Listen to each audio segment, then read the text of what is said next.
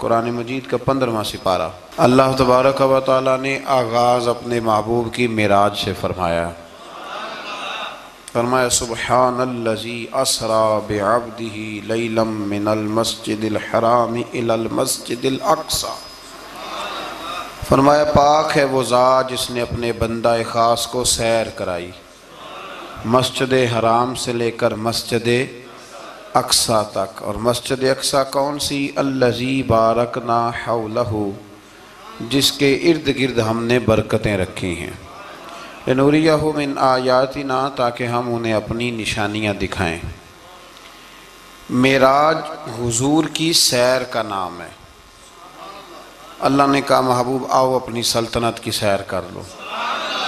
معراج حضور کی سیر و سیاحت کا نام ہے، بس سیر کرنے گئے تھے محبوب، اور رات کے تھوڑے سے حصے میں۔ اور مسجد اقصی وہ مسجد جس کے ارد گرد ہم نے برکتیں رکھی۔ مسجد کے اندر برکتیں ہوتی ہیں کہ ارد گرد ہوتی ہیں؟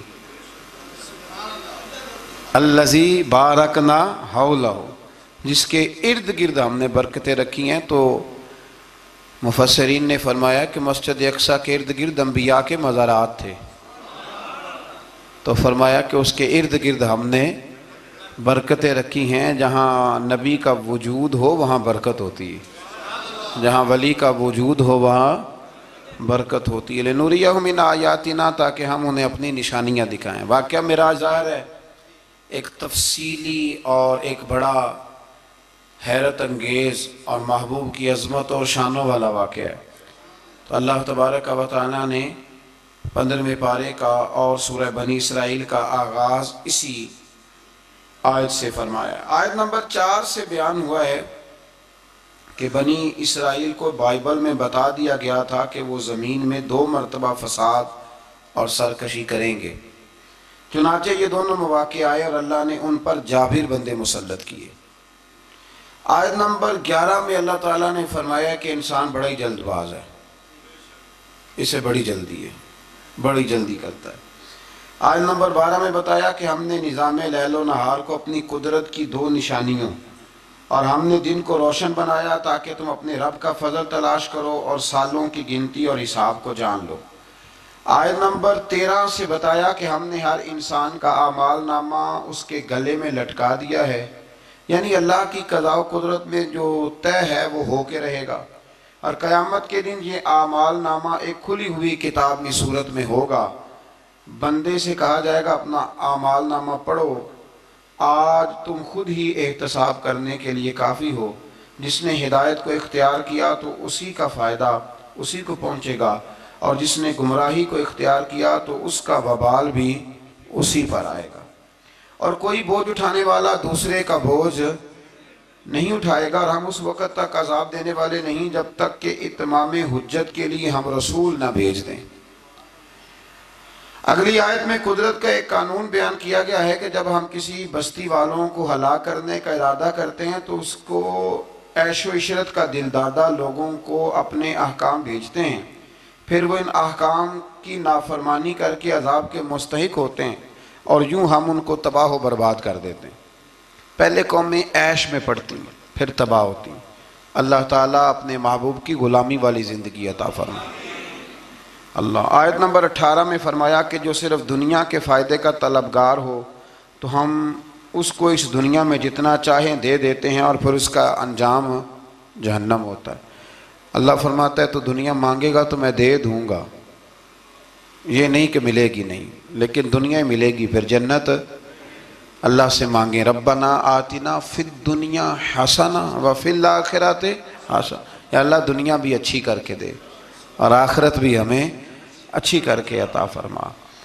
آیت نمبر 21 میں ایک دوسرے پر دنیا میں فضیلت کا ذکر کرتے ہوئے فرمایا کہ آخرت کے بڑے بڑے درجے ہیں اور ان کی فضیلت بھی بہت بڑی ہے۔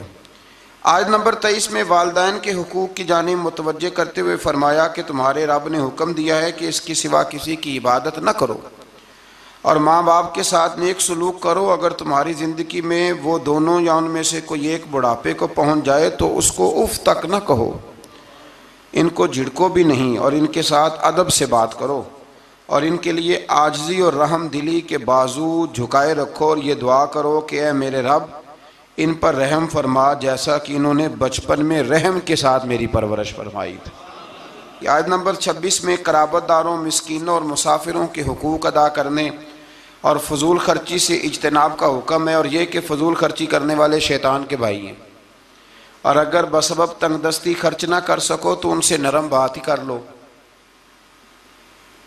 فرمایا رشتہ داروں پہ خرچ کرو، اپنی ذات پہ فضول خرچی نہ کرو، اور اگر تم خرچ نہیں کر سکتے، غریب ہو، تو کم از کم اخلاق کا مظاہرہ ہی کر لو، رشتہ داروں کے اندر تلخ جملوں کا تبادلہ تو نہ کرو۔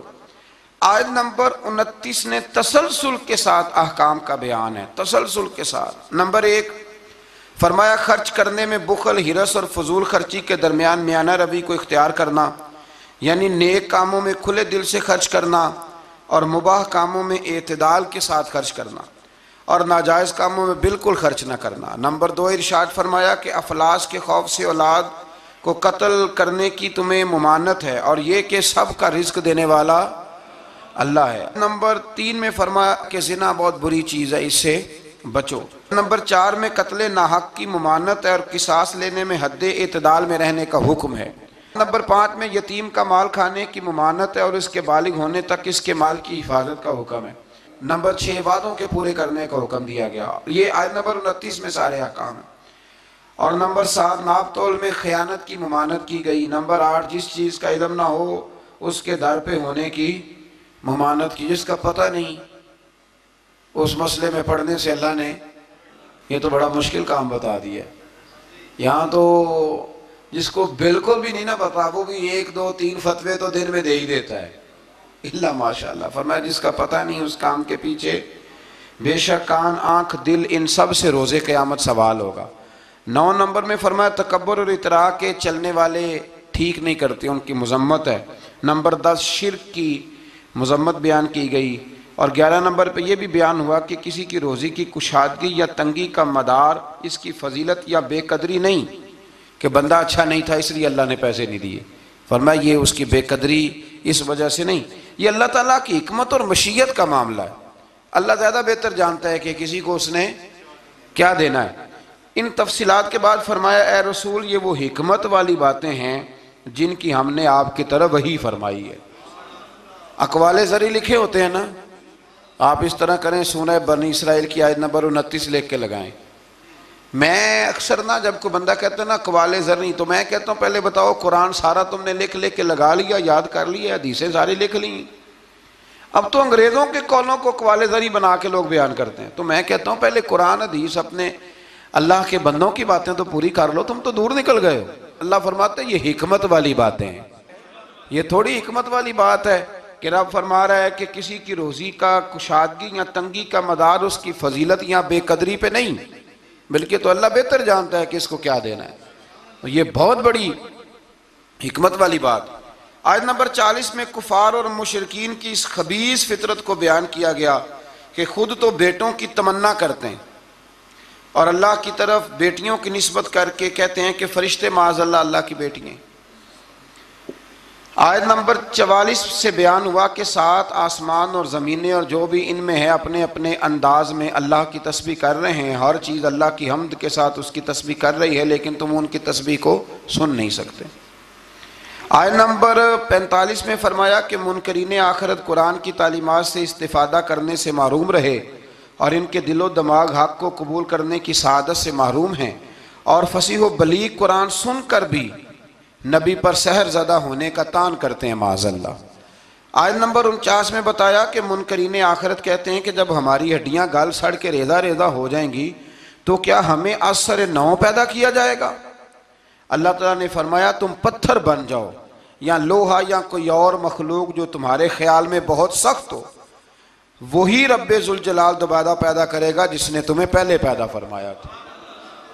آیت نمبر 52 میں عمدہ بات کرنے کا حکم دیا گیا، اور آیت نمبر 56 میں بتایا کہ باطل معبود اپنے پوجنے والوں کی تکلیف کو دور کرنے یا بدلنے کی قدرت نہیں رکھتے۔ آیت نمبر 61 سے ایک بار پھر فرشتوں کے آدم کو سجدہ کرنے اور شیطان کے انکار کرنے کا ذکر ہے، اور اس بات کا بھی کہ شیطان جو کچھ بھی کر لے اللہ کے خاص بندوں پر اس کا داؤ چلتا نہیں ہے۔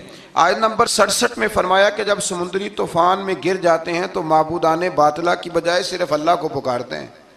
کافر بھی اس وقت اللہ ہی کو پکارتے ہیں، لیکن نجات کی صورت میں یہ لوگ پھر شرک میں مبتلا ہو جاتے ہیں. آیت نمبر 68 میں مشرکوں کو متنبہ کیا گیا کہ اگر ان پر کوئی آفت آ گئی یا انہیں خشک سرزمین میں کہیں دنسا دیا گیا یا کسی اور مصیبت میں مبتلا کیا گیا تو اللہ کے سوا کوئی نجات دینے والا نہیں ہے. آیت نمبر 70 میں بنی آدم کی عزت اور کرامت کا ذکر ہے کہ اللہ نے بنی آدم کو اپنی مخلوقات میں بہت سو پر فضیلت عطا فرمائی ہے. آیت نمبر 71 میں انسانوں کو اپنے پیشواؤں کے ساتھ بلائے جانے، دائیں بائیں اعمال نامے لینے والوں کو کامیابی کا بیان ہے، اور جو دنیا میں حق سے اندھا ہے وہ آخرت میں بھی اندھا ہے. قیامت میں اس کا کوئی پیشوا ہوگا اسی کے ساتھ ہی بلایا جائے گا نا.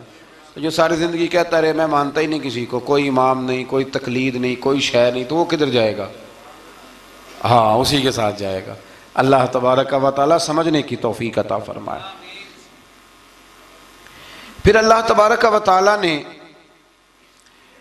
آیت نمبر 73 سے کفار کے آپ صلی اللہ علیہ وسلم کو رائے حق سے ہٹانے کے باطل ارادوں کا ذکر فرمایا. اللہ تعالیٰ نے حق کے راستے میں آپ کی ثابت قدمی کو اپنا فضل قرار دیا ہے.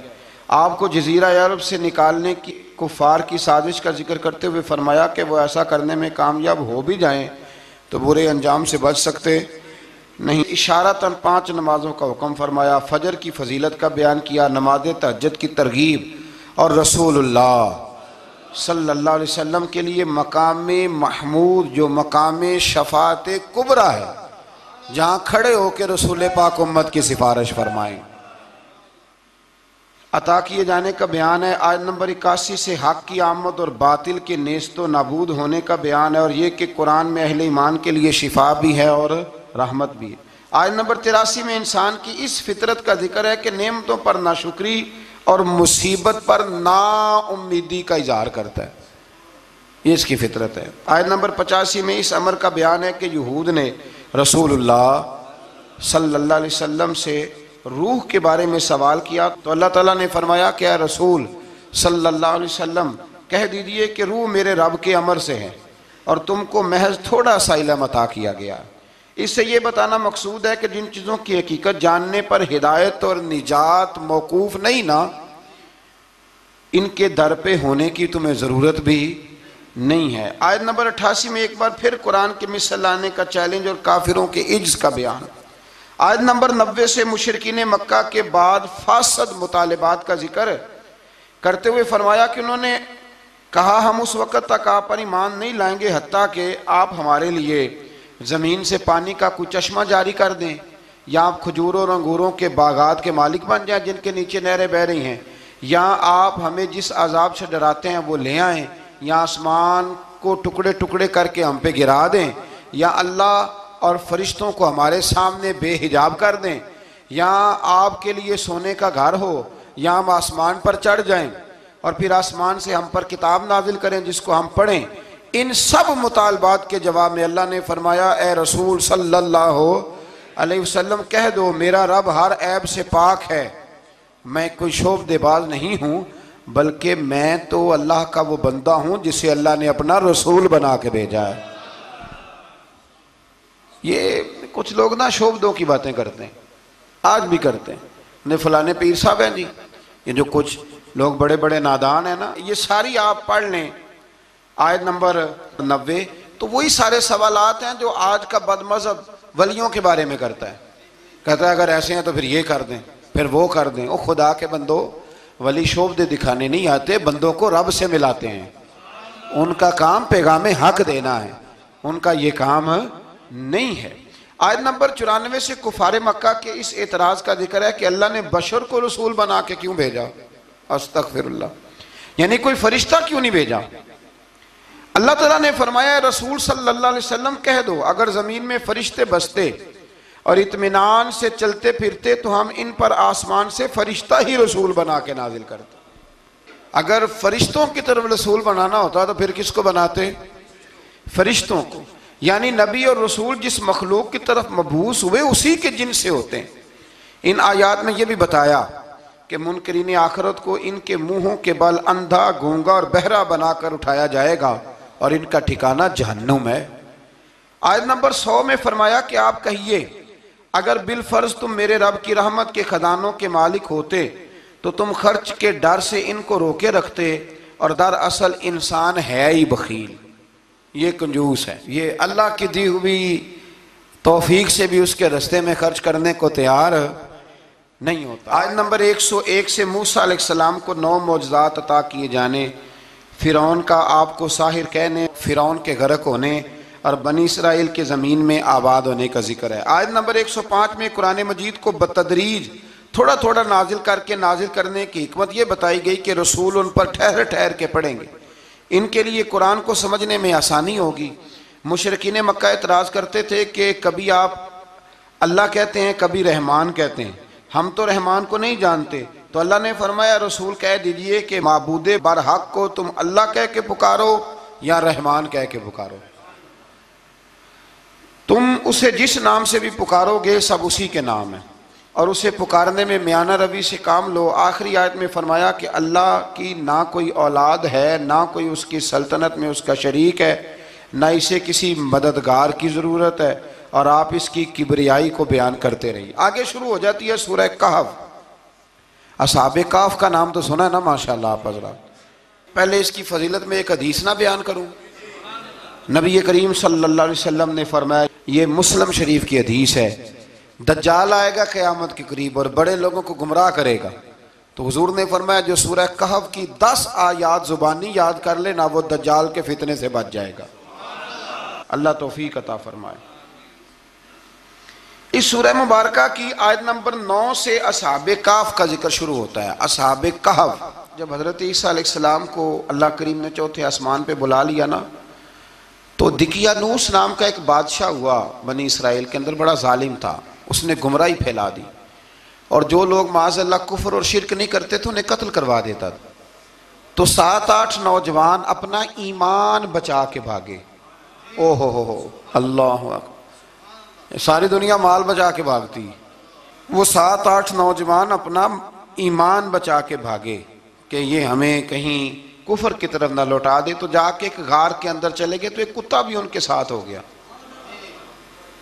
انہیں کتے کو بڑے روڑے مارے کہ یہ اگر بھونکے گا آواز نکالے گا تو ہم پکڑے جائیں گے، ہم نے تو چھپنا ہے، پر اس کو نہ ولیوں سے پیار ہو گیا تھا، اس نے کہا بھگاؤ جتنا مرضی مجھے، فطرت میری ہے کہ میں بھونکتا ہوں، پر جب اللہ کے ولی ہوں تو پھر میں ادب کرتا ہوں۔ یہ قرآنی واقعہ ہے۔ اچھا، یہ عین وہ واقعہ ہے قرآن مجید کا کہ جو بہت ساری چیزوں پر ویسے ہی نص ہے اور بہت ساری زبانیں ویسے ہی گنگ ہو جاتی۔ تو وہ 6-7 لوگ تھے، وہ چلے گئے غار کے اندر، جا کے انہوں نے پناہ لے لی۔ بادشاہ کو پتہ چل گیا کہ غار کے اندر ہے۔ اچھا، اللہ کی قدرت، جیسے ہی داخل ہوئے انہیں نیند آ گئی،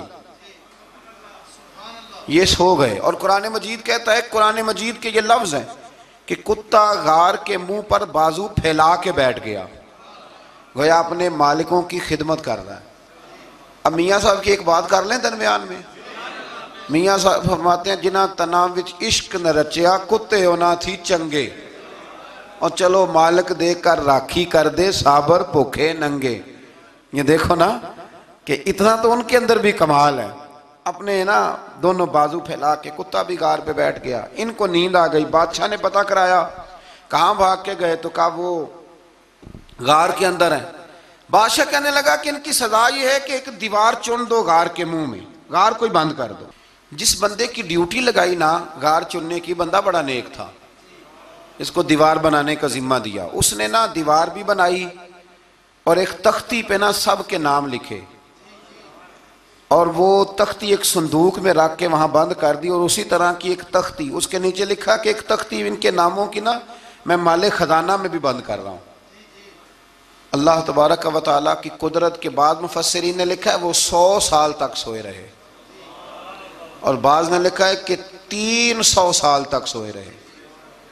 300 سال کے بعد اس طرح ہوا کہ حکومتیں بدل گئیں۔ بیدروس نام کا ایک بادشاہ آ گیا، وہ بڑا نیک دل تھا، اس نے ہر طرف حضرت عیسیٰ علیہ السلام کی شریعت کا پھر سے نعرہ بلند کیا۔ اب نا کچھ لوگ ایسے تھے جو منکر ہو گئے تھے کہ مرنے کے بعد دوبارہ کیسے اٹھیں گے۔ بادشاہ ایک دن حجرے میں گیا، جا کے دعا مانگی، یا اللہ کوئی ایسی بات دکھا جس سے لوگوں کا ایمان پکا ہو جائے۔ اس طرح کے بھی بادشاہ ہوا کرتے تھے. تو رب کریم نے کہا میں نے تو پہلے یہ راز چھپا کے رکھا ہوا ہے, کھول دیتے ہیں. اس نے دعا مانگی, اور ادھر کیا معاملہ ہوا, ایک چرواہا بکریاں چرانے والا وہاں سے گزرا. اس نے سوچا یہ دیوار ہے, اگر اس کا منہ کھول لوں نا کبھی تو میری بکریاں یہاں تھوڑا سا دھوپ کے اندر سستا لیا کریں گی. اس چرواہے نے کیا کیا کہ اس نے وہ دیوار گرائی تاکہ میری بکریاں اندر جایا کریں. وہ دیوار گرائی تو اس نے اندر 6-7 لوگ سوئے ہوئے دیکھے, اور کتا بھی سویا ہوا دیکھا. اللہ تبارک و تعالیٰ اپنی قدرت سے, اپنے فضل سے ان کی کروٹیں بھی بدلتا رہا.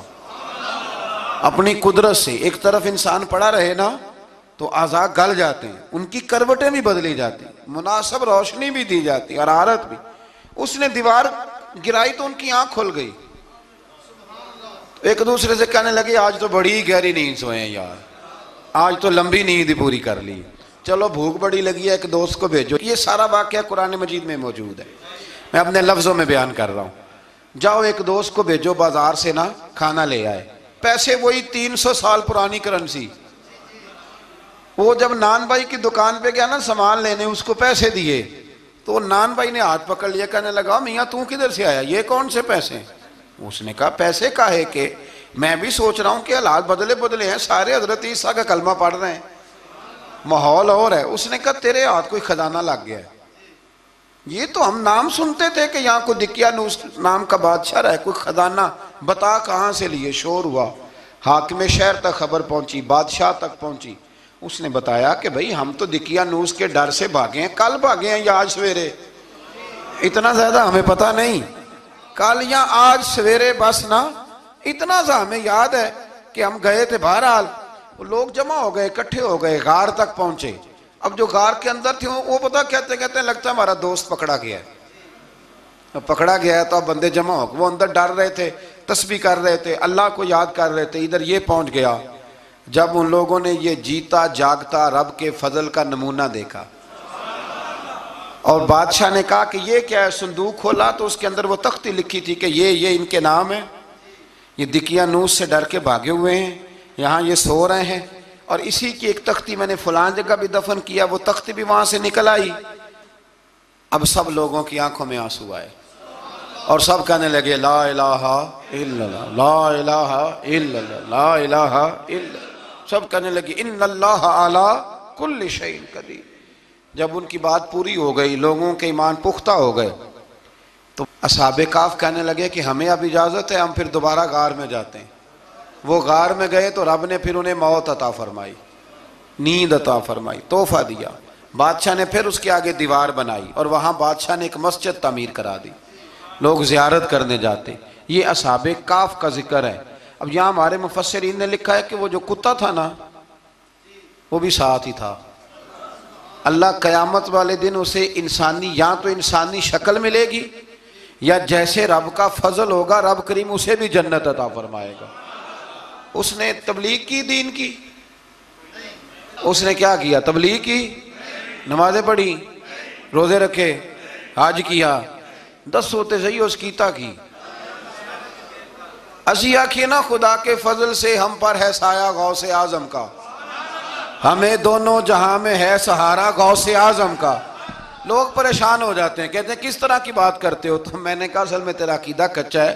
وہاں تو کتا چلا جائے ولی کے پاس تو رب اسے جنت دے دیتا ہے, تو جیگتا جاتا مومن جائے تو اللہ کیوں فضل نہیں فرماتا. اس سے آگے نا پھر آیت نمبر 32 ہے, اس میں اللہ تبارک و تعالیٰ نے 2 لوگوں کا واقعہ بیان کیا ہے. فرمایا ایک شخص کے انگوروں کے باغات تھے اور چاروں طرف سے انہیں کھجوروں کے درختوں نے گھیر رکھا تھا, اور درمیان میں کھیتی بھی تھی, اور بیچ میں دریا بھی بہہ رہا تھا, اور ان باغات نے بہت عمدہ فصل دی. ایک دن یہ شخص اپنے ساتھی سے کہنے لگا میرا مال اور افرادی قوت تم سے زیادہ ہے, مجھے یقین ہے کہ یہ باغ کبھی برباد نہیں ہوگا. اول تو مجھے قیامت کا یقین ہی نہیں معاذ اللہ, لیکن اگر قیامت آئی تو مجھے وہاں سے بھی بہتر مال ملے گا. اس کے دوسرے ساتھی نے کہا تو اپنی اصل کو بھول گیا ہے اور تو نے اپنے خالق کی ناشکری کی جو کہ وحدہ لا شریک ہے. اگر تم نے باغ میں داخل ہوتے وقت ماشاءاللہ لا قوت الا باللہ کہہ دیا ہوتا تو یہ تمہارے حق میں بہتر ہوتا. اگرچہ مال اور اولاد میں تم سے کم ہوں, لیکن میرا ایمان یہ ہے کہ اللہ تعالیٰ مجھے اس سے بہتر نعمت عطا کرے گا، اور آسمان سے کوئی آفت آئی اور تمہارا باغ تباہ و برباد ہو جائے گا، یا اگر اس کا پانی زمین میں دھس گیا تو پھر تم اسے تلاش نہ کر پاؤ گے، بالآخر اس شخص کا باغ برباد ہو گیا۔ وہ جو کہتا تھا نا مجھے یقین نہیں قیامت نہیں آئے گی، اس کا باغ ہی، اور وہ کف افسوس ملتے ہوئے کہنے لگا کاش میں نے شرک نہ کیا ہوتا، لیکن پھر اس کا کوئی نہ مددگار تھا اور نہ حمایتی۔ آیت نمبر 45 میں اللہ تعالیٰ نے دنیا کی زندگی کی ناپائیداری کو ایک مثال سے بیان فرمایا کہ آسمان سے بارش نازل ہوئی، گھنا سبزہ نکلا، پھر وہ سوکھ کر چورا چورا ہو گیا، جسے ہوا اڑا کے لے گئی، مال اور بیٹے تو محض جیتی دنیا کا سنگار ہے۔ جب تک تم زندہ ہو تب تک مال بھی ہیں اور بیٹے بھی ہیں، والباقیات الصالحات، ہاں اگر کچھ ہے باقی رہے گی تو تمہارے اچھے اعمال باقی رہیں گے، اور اگر اولاد نیک ہوئی تو وہ بھی باقیات الصالحات میں شامل ہو جائے گی۔ آیت نمبر 47 سے فرمایا کہ قیامت کے دن تمام روئے زمین پر ایک کھلے میدان کی صورت میں ہوگا، سب لوگ صف باندھے رب کے حضور اکیلے حاضر ہوں گے اور اپنے اعمال ناموں کو دیکھ کر خوف زدہ ہوں گے، کہیں گے ہائے افسوس اس اعمال نامے کو کیا ہوا، اس نے نہ کوئی صغیرہ گناہ چھوڑا نہ کبیرہ، مگر سب کو شمار کیا۔ آیت نمبر 50 میں حضرت آدم علیہ السلام کو فرشتوں کے سجدہ، ابلیس کی نافرمانی اور شیطان اور اس کی ذریت کے انسان کے دشمن ہونے کا بیان ہے۔ آگے پھر ذکر شروع ہو جاتا ہے حضرت موسیٰ علیہ السلام اور حضرت خضر علیہ السلام کا۔ یہ لفظ خضر بھی ہے اور خضر بھی ہے، یہ دو تین طریقوں سے پڑھا جاتا ہے۔ حضرت خضر کے بارے میں مختلف روایات ہیں کہ یہ ولی ہیں کہ نبی ہیں، لیکن مضبوط رائے اکثر بزرگوں کی یہی ہے کہ یہ بھی اللہ کے نبی ہیں، اور بعض نے لکھا ہے یہ ہمیشہ سے زندہ ہیں۔ یہ دو اللہ کے نبی حضرت الیاس علیہ السلام اور حضرت خضر علیہ السلام، یہ دونوں ہر سال حج میں بھی جاتے ہیں، ہر سال حج میں بھی جاتے ہیں، کیونکہ ایک روایت ملتی ہے کہ محبوب کریم علیہ السلام حج پہ گئے تو فرمایا میں الیاس اور خضر کو پہاڑوں سے اترتے ہوئے دیکھ رہا ہوں۔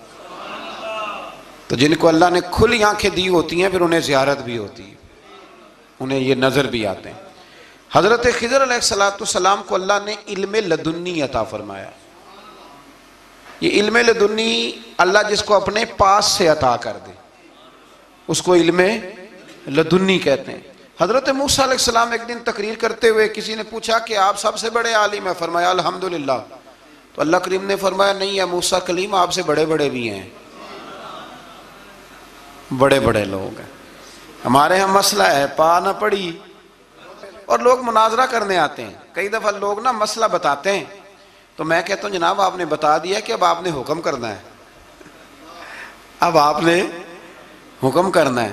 کبھی کبھی کچھ لوگ ایسی باتیں کرتے ہیں وہ جی آپ ایک بندے کا نام لیتے ہیں ذکر کرتے ہیں، تو میں نے کہا چلو ہم نے بھی کہیں کچھ پڑھا ہی ہوگا نا تبھی تو ذکر کرتے ہیں، لیکن جو آتے ہیں نا لوگ وہ مشورہ تمہارے دور میں ہے ہی نہیں، جس نے جو لائن پڑھ لیا ہے وہ اس پہ پکا ہو گیا، سارا نہیں نہ پڑھا، سارا پڑھے پھر بات سمجھ میں آتی ہے۔ حضرت موسیٰ کلیم اللہ کے نبی ہیں اور کیا بات ہے ان کی، اور یہ بھی اللہ کا فضل ہوا حضرت موسیٰ نے یہ بات کی تبھی تو ہمیں اتنی شاندار حکمتوں کے پھول ملے، یہ بھی حضرت موسیٰ کا ہی کمال ہے۔ تو حضرت موسیٰ نے کہا کہ اے اللہ وہ جو مجھ سے بڑا ہے عالم ہے وہ کہاں ملے گا جس سے میں حکمت کی بات سیکھوں، تو فرمایا جہاں مجمع البحرین ہے نا دو دریا ملتے ہیں وہاں وہ ملے گا۔ حضرت موسیٰ کلیم سے اللہ نے فرمایا کہ جاؤ جہاں دو دریا ملیں گے نا وہاں تمہیں وہ شخص ملے گا۔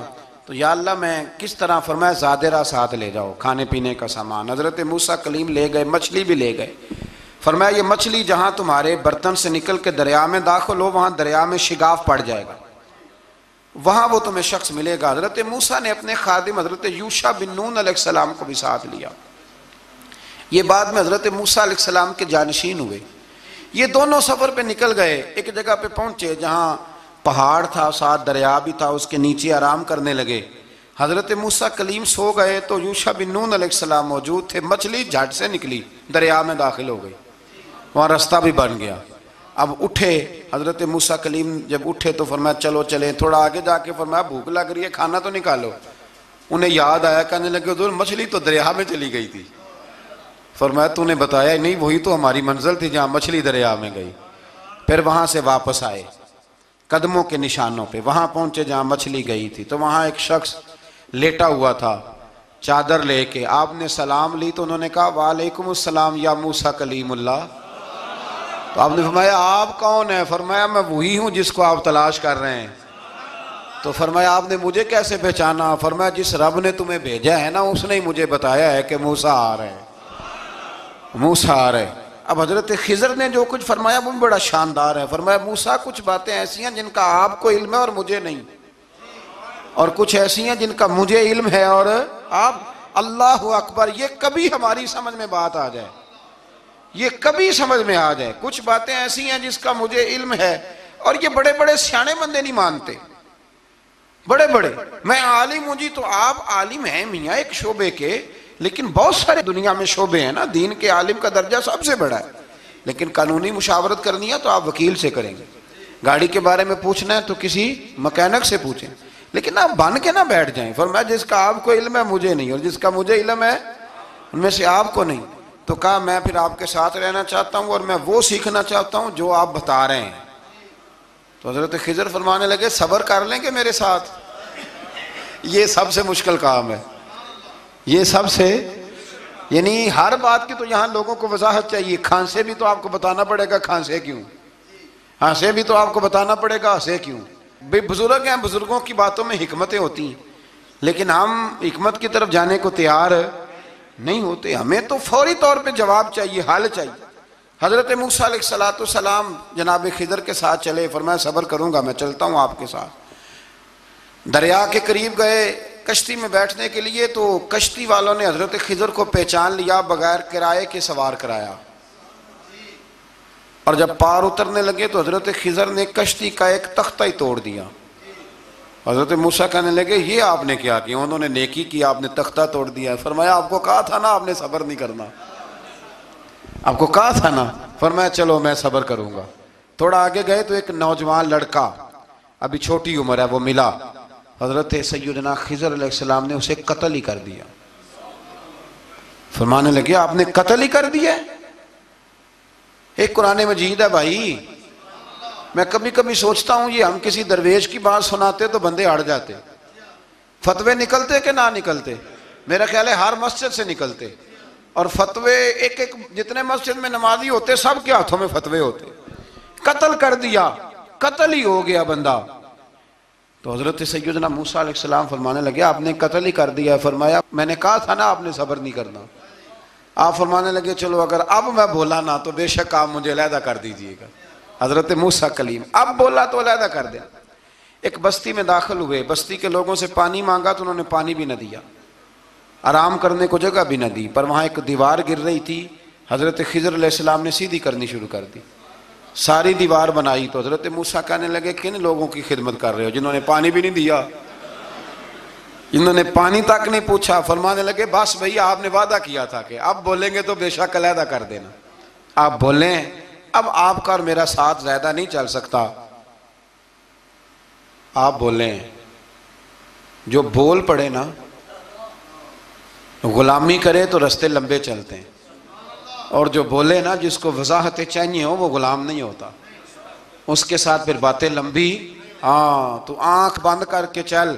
ہاں آزم یاتے لائیے ہی نہ تجھے لائیے تھے، پھر آنکھ بند کر کے پیچھے چل کے بات ختم ہو گئی. حضرت خضر علیہ السلام نے جب کہا نا کہ اب آپ کا وعدہ ختم ہو گیا، فرمایا اب میں آپ کو جانے سے پہلے حکمت بتاتا ہوں. یہ وہ علم ہے جو اللہ نے مجھے اپنے پاس سے عطا فرمایا ہے، یہ وہ ہے جو علم لدنی ہے. کہا جناب کیا مطلب؟ فرمایا وہ جو میں نے تختہ توڑا تھا نا، تو یہ مسکین بچے ہیں جن کی کشتی تھی، تو دریا کے اس پار بادشاہ کھڑا تھا، وہ جو صحیح صحیح کشتیاں ہوتی تھی قبضے کر لیتا تھا، اور جو تھوڑی سی ٹوٹی پھوٹی ہوتی تھی نا وہ چھوڑ دیا کرتا تھا.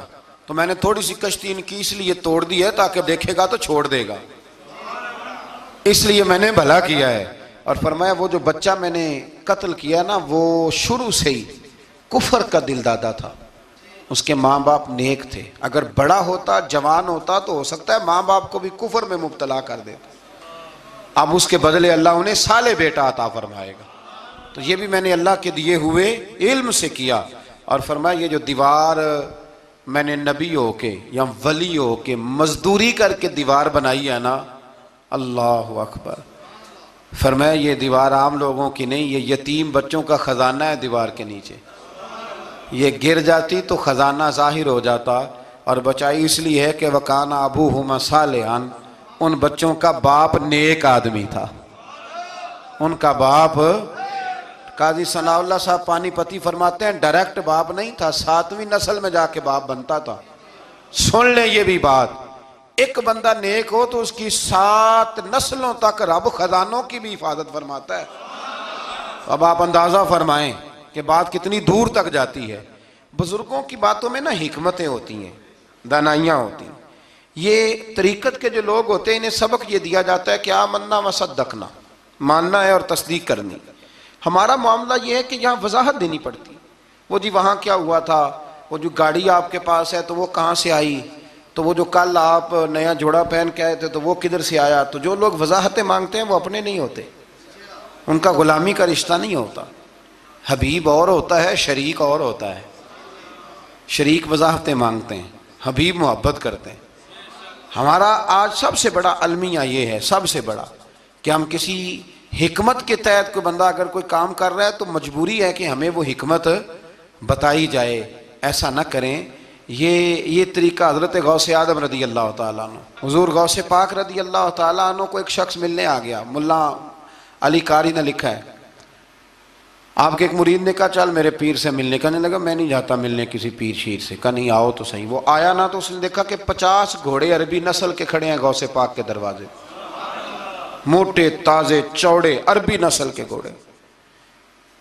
اس کے ذہن میں خیال آیا، کہنے لگا یار سواری کے لیے اگر رکھے ہیں تو ایک بھی کافی تھا، 50 کی کیا ضرورت تھی۔ اللہ اکبر۔ اب واقعی 50 کھڑے تھے، مرید کے پاس جواب ہی کوئی نہیں تھا، کہنے لگا یار پتہ مجھے بھی کوئی نہیں، لیکن حضرت صاحب نے رکھے ہیں تو حکمت ضرور کوئی ہوگی، حکمت ضرور کوئی، اس کی کوئی حکمت ہوگی۔ اللہ اکبر۔ وہ چلے گئے واپس، وہ روز تنقید کرتا، کیسا تیرا پیر ہے 50 گھوڑے رکھے ہوئے، کیسے تیرا پیر ہے 50 گھوڑے رکھے ہوئے۔ کچھ دن گزرے تو ملا علی قاری کہتے ہیں وہ اعتراض کرنے والے کے پیٹ میں کوئی تکلیف ہوئی، بغداد کے سب سے بڑے طبیب کے پاس گیا، اس نے کہا تیرا تو جگر تباہ ہو گیا ہے، عربی نسل کا ایک گھوڑا چاہیے، اس کو ذبح کریں گے، اس کا جگر نکالیں گے، اس کی دوائی بنا کے تجھے کھلائیں گے، اور 50 گھوڑے ہوں گے تو تو بچے گا۔ اب پریشان ہو گیا، کہنے لگا گھوڑے ہیں تو صحیح، پر جو میں حال کر رہا ہوں گا گھوڑے تو نہیں ملیں گے، میرا تو جوتوں والا کام ہے، وہ شاید مل جائیں۔ لیکن جب انسان مرنے لگتا ہے تو پھر اس کو ڈوبتے کو تنکے کا سہارا۔ اپنے دوست کے پاس گیا، کہنے لگا چل تیرے پیر کے پاس چلیں۔ اس نے کہا تجھے نہیں لے کے جانا، تو تنقید کرتا ہے، کہتا ہے ایک دفعہ چاہیے کیا، کہا گھوڑے، کہنے لگا تیرے لیے رکھے ہیں کوئی، جا دوڑ جا، میرے حضرت صاحب کی ضرورت کیا ہے۔ لیکن جب غوث اعظم کی خانقاہ میں داخل ہوئے نا تو حضور غوث اعظم اٹھ کے ملے، اللہ والے دلوں میں باتیں نہیں رکھتے، ماتھا چوما اور فرمانے لگے میاں تو ایک دن نا میری گلی سے گزر رہا تھا تو میری تیرے اوپر نظر پڑی، تو مجھے نظر آیا تو بیمار ہوگا، اور تیرا علاج عربی نسل کے 50 گھوڑوں کی وجہ سے ہوگا، تو میں نے تیرے لیے لا کے کھڑے کیے ہوئے ہیں، تیرے لیے ہی کھڑے کیے ہیں۔ اب تو نا گھر بھی لے جانے کی ضرورت نہیں، چارہ بھی میرے مرید ہی ڈال دیا کریں گے۔ تو اس طرح کرنا، روز آنا ایک گھوڑا لے جانا، پھر اگلے دن آنا تو دوسرا۔ وہ خدا کے بندے تیرے لیے رکھے تھے، تو تنقید کر رہا ہے۔ اللہ کے بندے پردہ پوش ہوتے ہیں، ہاں شرط یہ ہے کہ وہ بندہ صالح ہو، دیندار ہو، وہ والا پیر نہ ہو جو نماز بھی نہ پڑھے اور گھوڑے 15 رکھے ہوئے ہوں اس نے، وہ والا معاملہ نہ ہو۔ تو میرے عزیز یہ یاد رکھیں کہ اللہ تبارک و تعالیٰ کا بندہ جب آپ کا روحانی علاج کرتا ہے نا، روحانی علاج سے مطلب جادو ٹونے کا علاج نہیں، روحانی علاج وہ ہوتا ہے کہ میرے گناہوں کا علاج ہو جائے، حسد بغض کینہ عداوت یہ نکل جائے، تو وہ کچھ ایسے نسخے بتاتا ہے جو سمجھ میں مرید کی نہیں آتے، لیکن وہ ضروری ہوتے ہیں۔ انہی نسخوں کو استعمال کرنے سے انسان کا فائدہ ہوتا ہے۔ جی کرنے والے لوگ ہمیشہ کامیاب رہتے ہیں، وہ ماں باپ کے آگے کریں، استاد کے آگے کریں، شیخ کے آگے کریں، اور جن کو وضاحتوں کی ضرورت ہوتی ہے، ہاں ایک شرعی بات ضرور ہے، وہ ضرور سن لیں۔ اگر آپ کو کہیں کچھ شرعی قباحت نظر آئے جو قرآن و سنت سے ٹکراتی ہو تو وہ آپ پر فرض ہے آپ اپنے مرشد سے پوچھیں۔ کتنی بڑی بات کر رہا ہوں، یعنی جو چیز قرآن و سنت سے ٹکرا رہی ہو اس کی وضاحت طلب کرنا ضروری ہوتا ہے، اور جو دین سے نہ ٹکرائے اس پر آپ وضاحتیں پوچھتے ہیں تو پھر اس کا مطلب ہے کہ آپ علاج کرانے میں سنجیدہ نہیں ہیں۔ اللہ تعالیٰ قرآن مجید کو سمجھنے کی توفیق